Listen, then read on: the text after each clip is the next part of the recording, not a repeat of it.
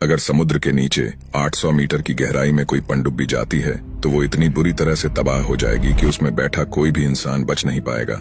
लेकिन वहीं आज तक की सबसे गहरी जगह जहां तक इंसान जा पाए हैं वो चैलेंजर्स डीप है, जो लगभग 10,900 मीटर गहराई में मौजूद है, जहां से आज तक सिर्फ 8 लोग ही जिंदा वापस लौट पाए हैं। अंतरिक्ष से देखने पर पृथ्वी नीले रंग की दिखाई देती है, जहां समुद्र इसकी सबसे बड़ी वजह है, क्योंकि धरती के लगभग 75% हिस्से पर सिर्फ ये नीला समुद्र मौजूद है। लेकिन क्या आपने कभी सोचा है कि समुद्र में ऐसा तो क्या है जहां आज तक भी इंसान पहुंच नहीं पाया है? ऐसी क्या वजह है जिसकी वजह से आज भी इंसान समुद्र की गहराइयों से बहुत दूर है? ये तो हम सब जानते हैं कि धरती पर जीवन की शुरुआत समुद्र से ही हुई थी, जहां कई सूक्ष्म जीवों और जीवाणुओं ने जन्म लिया और फिर समय के साथ कई तरह की प्रजातियों का जन्म हुआ। इसका मतलब है कि समुद्र धरती पर जीवन का एक सबसे बड़ा कारण है, जहां करोड़ों तरह की प्रजातियों का जन्म हुआ था। आज तक भी इंसान समुद्र का सिर्फ 5% हिस्सा ही खंगाल पाए हैं और लगभग समुद्र आज भी कई रहस्यों का कारण बना हुआ है। लेकिन वैज्ञानिकों द्वारा यहाँ कई रिसर्चेस की गई है, जिसकी वजह से इंसान एक हद तक समुद्र की गहराई में पहुंचने में कामयाब हो पाया है। प्रशांत महासागर के मरियाना ट्रेंच में मौजूद चैलेंजर्स डीप को पृथ्वी की सबसे गहरी ज्ञात जगह के रूप में जाना जाता है, जिसकी गहराई 10,900 मीटर से 11,000 मीटर है, जहां इंसान पहुंचने में कामयाब हो पाया है। ये वो जगह है जहां सूरज की रोशनी नहीं पहुंच पाती और चारों तरफ सिर्फ अंधेरा ही अंधेरा होता है। यहाँ तक कि चैलेंजर्स डीप में प्रेशर इतना ज्यादा होता है कि वहां तक पहुंचना जानलेवा साबित हो सकता है।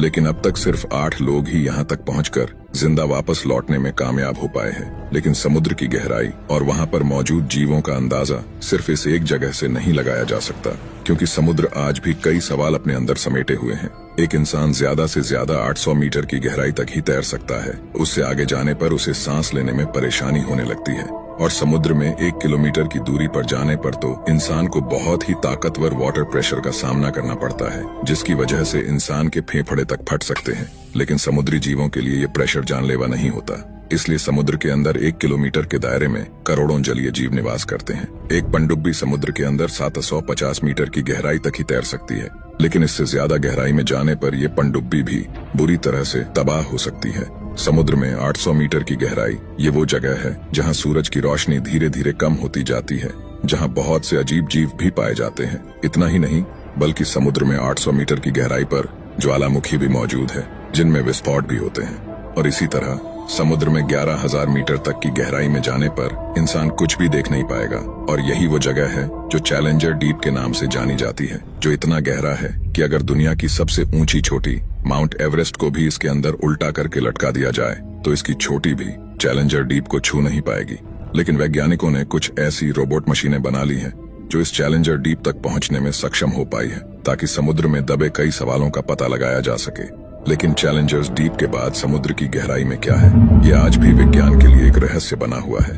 अगर आपको लगता है कि समुद्र की इतनी गहराई में विभिन्न प्रकार के जीव जंतु निवास करते हैं, तो आप बिल्कुल गलत हैं।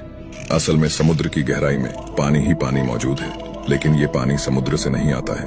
पृथ्वी की शुरुआत से भी पहले यहाँ जीने लायक वातावरण तैयार हुआ और मौसमी चक्र की शुरुआत हुई, जिसकी वजह से धरती पर हजारों सालों तक बरसात होती रही। आसमान से बरसते इस पानी को धरती ने अपनी गहराई में सोख लिया, जहाँ कुछ पानी नदियां और कुछ झरनों में बदल गया और समुद्र में जाकर मिल गया।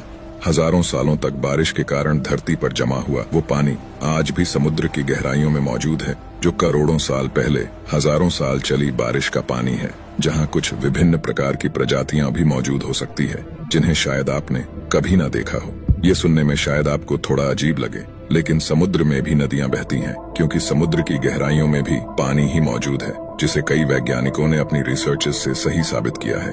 वैज्ञानिक कई सालों से अपनी जिज्ञासाओं में डूबे हुए ये रिसर्च कर रहे थे कि आखिर समुद्र की गहराई में क्या मौजूद है।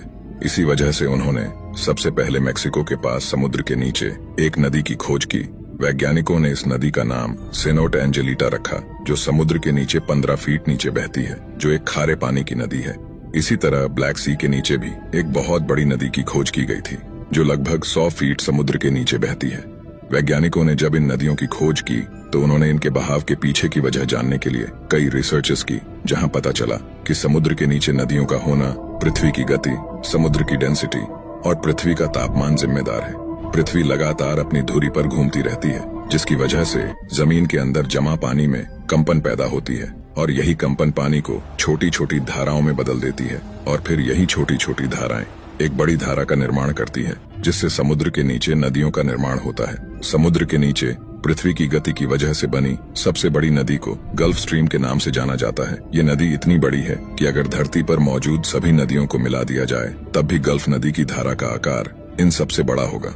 इस नदी का आकार इतना बड़ा है कि इसकी बहती धाराओं को अंतरिक्ष से भी देखा जा सकता है। इसलिए जिस मौसमी चक्र की वजह से धरती पर सालों साल बरसात हुई और उसका पानी धरती के अंदर जमा होता गया और वही पानी आज समुद्र में नदियों के रूप में बह रहा है। दोस्तों, इसमें कोई भी बड़ी बात नहीं है कि हमारी पृथ्वी शुरू से ही कई सवाल अपने अंदर दबाए हुए हैं, जिन्हें समझने का प्रयास इंसान कई सालों से कर रहा है, जिसमें इंसानों को कुछ सफलताएं भी हासिल हुई हैं। दोस्तों, आज की वीडियो में बस इतना ही। जल्द ही मिलते हैं ऐसी ही किसी मजेदार वीडियो में।